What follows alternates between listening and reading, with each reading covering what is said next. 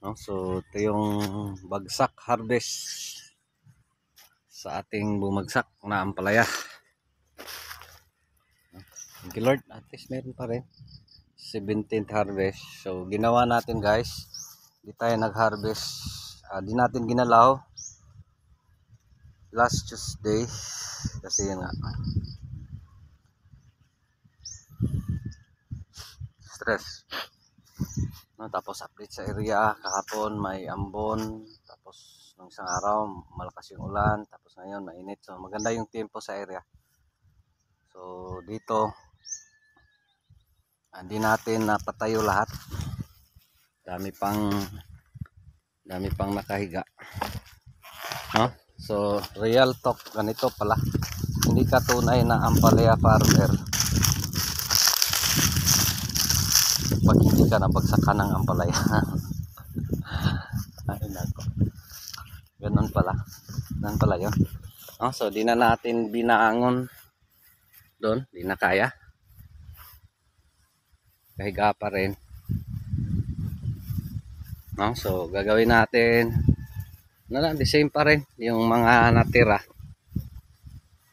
no? So dyan sa gitna napatayo natin, doon sa kabila di na kaya sa ampalaya kasi sumasayad sa lupa, naging sayang lang yung effort natin, no?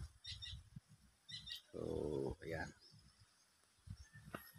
so ganun pala, di ka tunay na farmer, ampalaya farmer pag hindi bumagsak yung ampalaya mo, no? That's real talk, ganun pala. Pero yung tanong, ilang beses ka ba mabagsakan para maging tunay na ampalaya farmer ka, no? So again, wag yung complacency, yung bang kampante, yung kumpiyansa, ano yan nangyari sa atin, no? So doon gitna kasi yung issue, ano,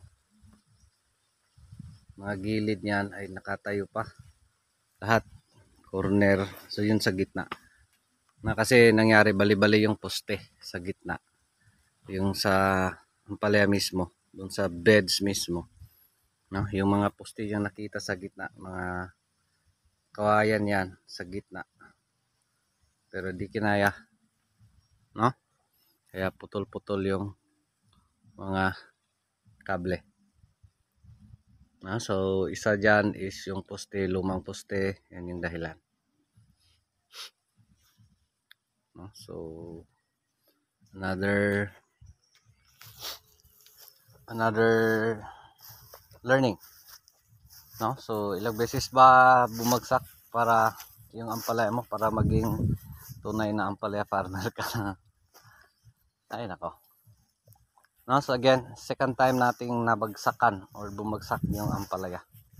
So kasi dyan ano lang, kasi real talk, yung weather forecast natin isa din yan, kasi wala nang ulan, yung mga ganon. So di na, sa akin is dilig na kami, straight kami magdilig every other day. So wala, tapos may blessing pa pala ng ulan, so ayun, tuloy bumagsak. So yan yung dahilan bakit bumagsak yung ampalaya natin.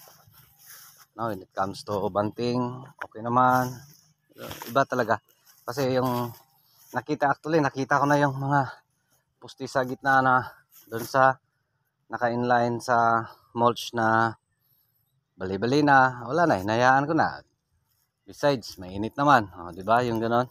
So dapat pala hindi, no? So, kasi di mo alam yung weather.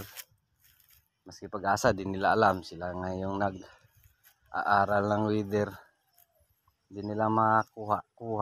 So tayo pa kaya. So next time, so yan yung learning natin, no? Of course, di lang tayo nag-iisa na bumagsak yung kasabay. Shout out Agopino, bumagsak din sa kanila, yung sa kapitbahay niya, ganun din, no? Mas okay pa tong sa atin kasi may natira pa, dun sa kanila is ubos talaga, lahat bumagsak, no? So at least meron pa rin, maraming segunda as expected, yung stress, at least kumbati pa, No? So sa atin, yung harvest, malayo-layo yung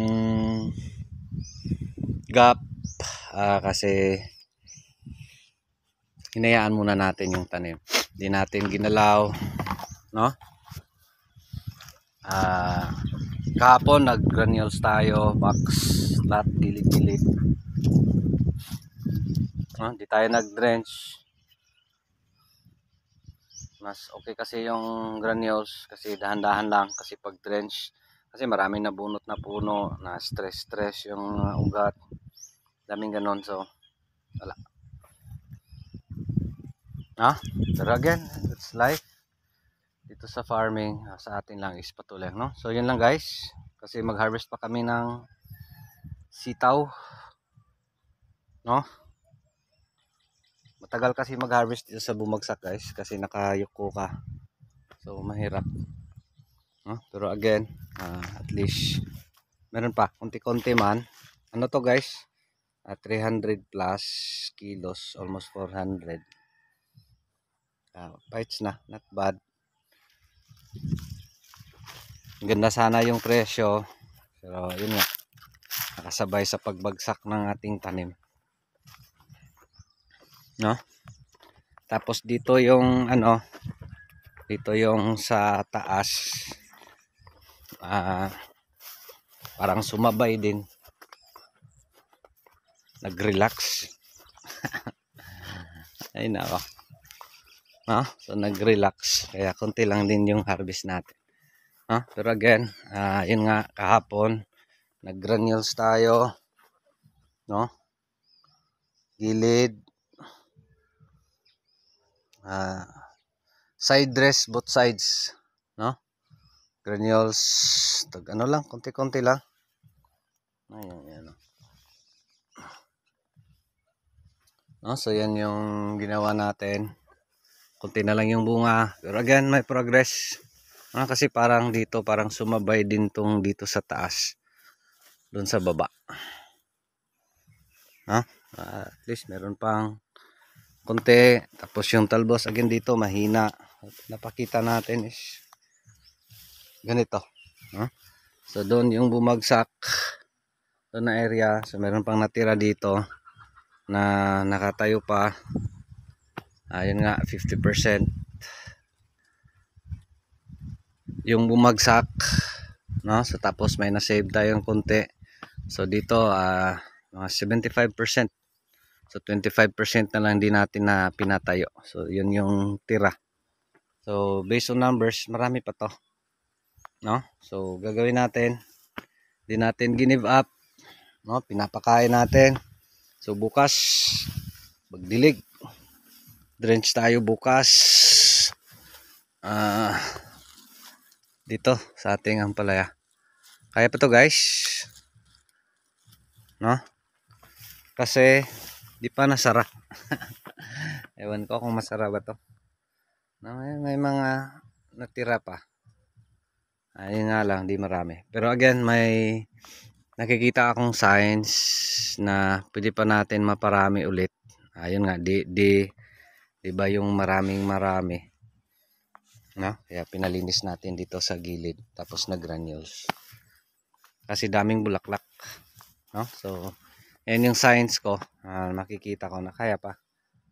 Yellow sa taas kasi daming bulaklak, no? Yung makikita mo sa atip. Kaya sa akin is patuloy pa rin. Yun nga lang, dito expected mahina, pero again kumbati pa to, no? So yun lang guys, short look. Yan yung bumagsak natin, nakahiga pa doon sa baba niya, bumagsak din dyan lahat. Tapos lang, yung poste sa gitna lang yung pinatayo, yung mga bali-bali dito kasi yung mga bali-bali, no? Ito sa inline sa mulch yung bali-bali, tapos sumabay yung poste dyan sa gitna, no? So yun lang, maraming salamat. Ito pa rin si Jupil Farmer, anak ni Matoy, ang farmer nga gwapo, suhito, may kahibalo. Naigsaba kay manoon pa ko. Daghang salamat. And God bless. Thank you. Thank you, Lord. Dahil pa tong ano guys, kailangang baklasin. Schedule din kami. Meron din ano, to mga matutulis, hindi na to. Meron pa to. Meron pa. At least pang survive. No? Besides, may sitaw konti, opo konti. So dito is sinisave natin para sa utang. No? Di pa tayo nakabayad. So dito yung nga hinay-hinay, dahan-dahan.